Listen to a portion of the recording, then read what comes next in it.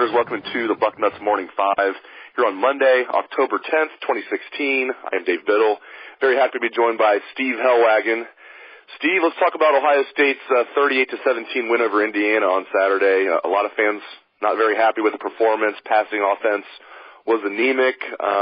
But, I think the Buckeyes are not going to look like a juggernaut every week. They're favored by 28 in this game. They won by 21. Just your thoughts on the Indiana game.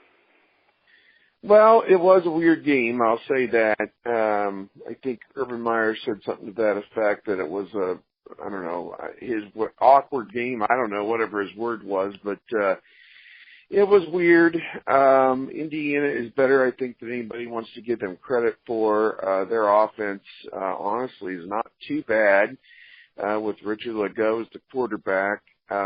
Defensively is where they've made a tremendous amount of improvement in the last 12 months. I mean, they weren't very good defensively really for the last 4, 5, 6, 15, 20 years, however you want to put it.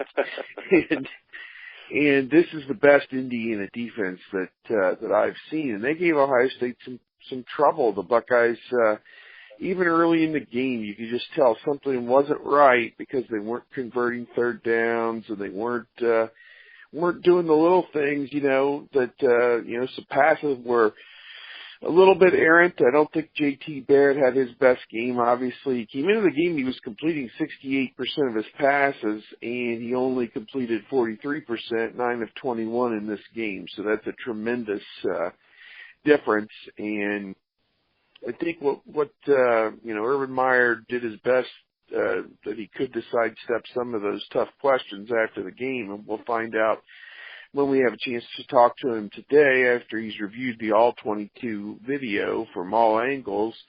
Are guys getting open? Is JT making bad reads? Is he holding the ball too long? What is it? And I think you got to come back to zone 6 as part of the problem here, because you look at who they completed passes to. There was no McLaurin, no Paris Campbell, no Austin Mack. There was, a litany. No Clark, no Dixon. I mean, they completed passes to 12 guys the week before, and just 4 guys in this game.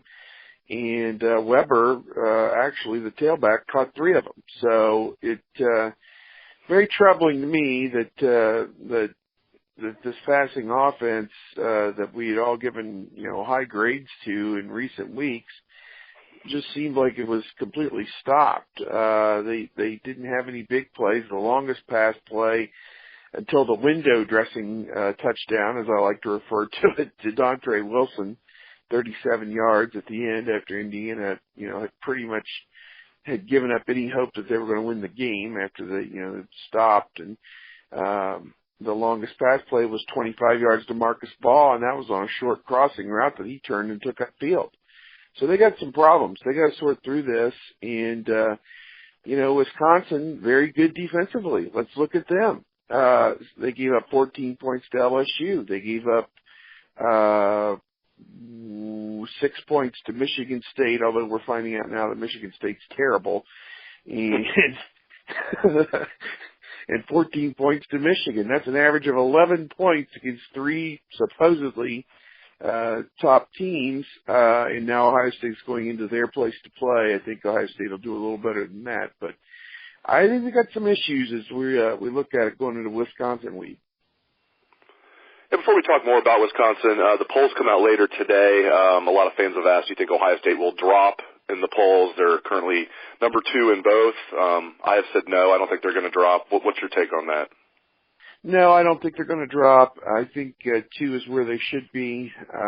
There's going to be weeks like this. There are going to be games like this. Alabama didn't exactly tear the world up last time against Kentucky, although they looked very good against Arkansas. They did not drop after the Kentucky win. And I think this was kind of a similar game with Ohio State and Indiana. It was a home game, which is interesting that they kind of stumbled a little bit at home, but I don't know that we ever had that sense that they weren't going to win the game. It was just that they couldn't put Indiana away. And so I guess as the weeks go on, we'll see how Indiana does to know whether or not this was good or bad. I think from Ohio State's standpoint, it's good that Oklahoma has gone on and won some games, beaten TCU and beaten Texas. It seems to me like they are somewhat legitimate. Their defense not very good. 45-40 they beat Texas, but I think Ohio State deserves to be number 2. I guess who else is in this discussion right now? Clemson, Michigan are right there. Houston, of course, has fallen off the pace now, so Washington is really making a push. I mean, they are playing great football. I think the question now has to be who in the Pac-12 can match up with Washington. I mean, they've taken Stanford and Oregon apart. Not sure who they play in the crossover games. If they're playing Arizona State, which is starting to find its stride, not even sure it would matter. I think they're on a different plane and a different level. So the Pac-12, who we didn't think was going to get a team into this playoff, now has a pretty good-looking team with Washington, but it's still a long season. We're only a little over a third of the way through, and I think that the Buckeyes are right where they need to be. Don't worry about the poll today. It's obvious. Keep winning your games, and you'll be right where you need to be at the end. Buckeyes travel to Wisconsin this Saturday, as you mentioned. Saturday night, Camp Randall Stadium. College Game Day will be there for ESPN. Oh, it's going to be electric. Oh, it's going to be great. Buckeyes are favored by 9.5 points. Not that. Just your take on the point spread, your take on the game itself, just anything you want to say about this. Will be a top 10 showdown. I like Wisconsin, I really do. As we said, they beat 2 teams that were in the top 10, at least on game day, LSU and Michigan State. And of course, I think that the troubling thing from their standpoint was they lose at Michigan 14-7. Didn't even have 200 yards total offense in that game, and they, the redshirt freshman Alex Hornibrook threw 3 interceptions in that game. So I think that Ohio State is going to be sitting on him, and I just don't know how Wisconsin generates a whole lot of offense against against this Ohio State defense. I think that they're going to come out and play like they usually have, and I think Wisconsin's going to really struggle. If they get 14 points in this game, I'd say that's pretty good, and I think they're going to need to score 25 or 30 to even have a chance to win the game, because although I think Wisconsin's defense is very good, I think they're going to have a hard time holding down Ohio State. So, provided the Buckeyes get this passing situation back where it needs to be. So, my initial thought was like 31-14, something like that. But, I guess we'll have to see. It is a night game in Madison. Ohio State's 1-2 all-time in night games. And Madison they had their unbeaten streak snapped there in 2003. They were number 1 in the country and were unbeaten in 2010, and they lost. And that was with Terrell Pryor and the boys, who had gone in there 2 years before in 2008 and pulled out a thrilling victory at the end there at Madison in a night game. So 1-2 all time, trying to change a little bit of history. And of course, they went to overtime the last time they were there in 2012, the Monte Ball game. They won 21-14 and over. I should call that the Ryan Shazier game. The way he stunned the Monte Ball.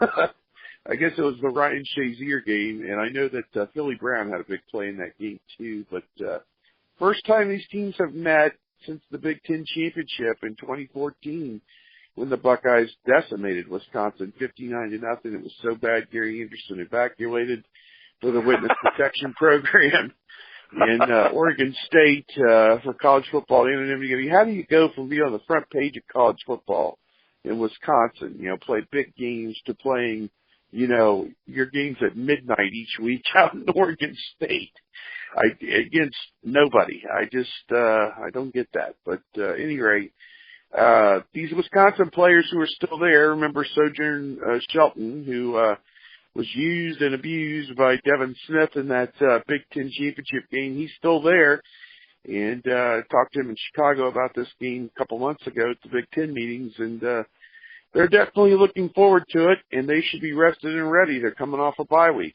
so going to be a fun game, but I just don't know how, if Ohio State is firing on all cylinders, how Wisconsin stays with them. I just don't see it. Yeah, I'm with you on that. I like the Buckeyes to cover in this one, not just win, but cover. Cover and kill. Yeah, we'll give our score predictions later in the week. But thanks as always to Steve Helwagen. I appreciate it, Steve. And as Steve mentioned, we'll chat with Urban Meyer later this morning about 11:45 a.m. And then after that, we'll chat with Greg Schiano and then a few players, J.T. Barrett, Pat Elfline, Tyquan Lewis, and Raekwon McMillan. So keep it locked to Bucknuts for all of that. Thanks again to Steve Helwagen, and thanks to all listeners for tuning into the show. I appreciate it. Hope everyone has a great day. Let's hear some Buckeye swag, best damn band in the land.